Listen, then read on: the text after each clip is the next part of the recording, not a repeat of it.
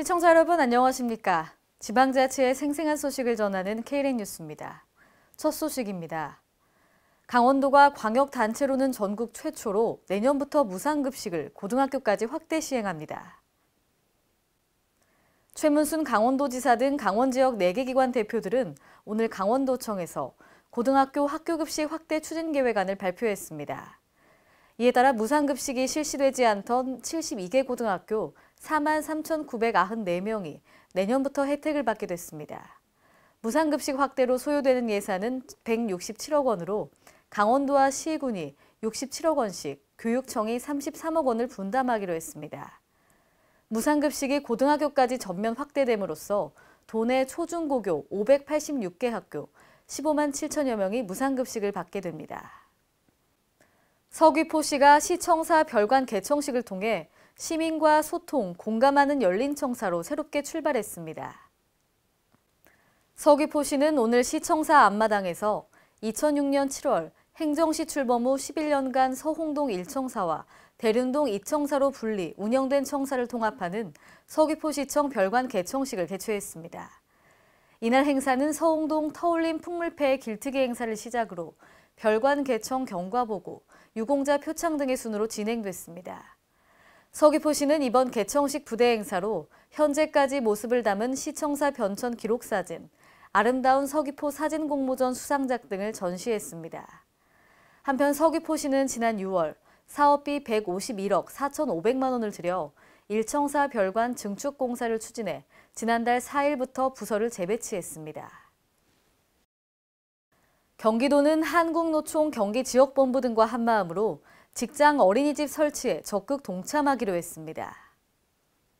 도는 남경필 지사 등이 참석하는 가운데 오늘 도청에서 직장 어린이집 설치 활성화를 위한 업무 협약을 체결했습니다. 이번 협약은 직장 어린이집 설치 활성화를 통한 일자리 미스매치 해소와 안심하고 맡길 수 있는 보육 환경 조성을 위해 마련됐습니다.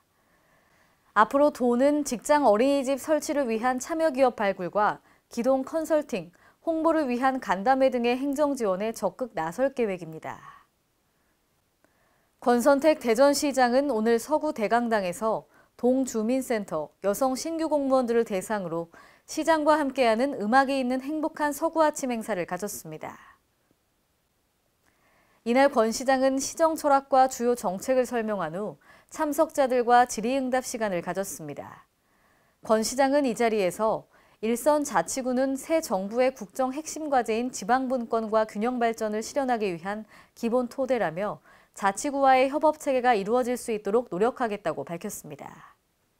한편 11일에는 장종태 서구청장이 답방 형태로 대전시를 방문해 시 공무원들과의 대화 시간을 가질 예정입니다. 세종특별자치시는 오늘 세종문화예술회관에서 이춘희 시장 등이 참석한 가운데 제21회 노인의 날 기념 행사를 가졌습니다. 이날 행사는 땀과 희생으로 오늘의 대한민국을 일군 어르신들의 노고에 감사의 뜻을 전하기 위해 마련됐습니다. 평소 봉사정신으로 이웃과 사회에 헌신하고 노인복지 증진에 기여한 모범 노인과 노인복지의 공로가 큰 유공자 31명에 대한 표창 수여식도 진행됐습니다.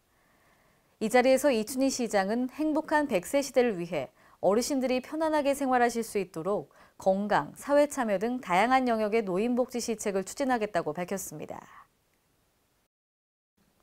경기도가 버스 안전사고를 막기 위해 지방자치단체로는 처음으로 광역버스 2,402대에 첨단 운전자 지원 시스템을 장착합니다. 경기도는 지난달 27일 수원 영통차고지에서 ADAS 현장 장착 행사를 열었습니다. 도는 11월까지 광역버스 2,402대에 ADAS를 설치하고 준공검사를 완료할 계획입니다. 대당 60만 원씩 14억 5천만 원으로 추산되는 사업비는 도가 80%를 부담하고 나머지 20%는 운송업체가 부담합니다. 한편 도는 봉평터널 전세버스 추돌 사고 등 최근 졸음운전으로 대형버스 사고가 잇따라 발생하자 지난 7월 광역버스 안전운행 종합대책을 마련해 ADAS를 도입하게 됐습니다. 이상으로 KLN 뉴스를 마칩니다. 시청해주신 여러분 고맙습니다.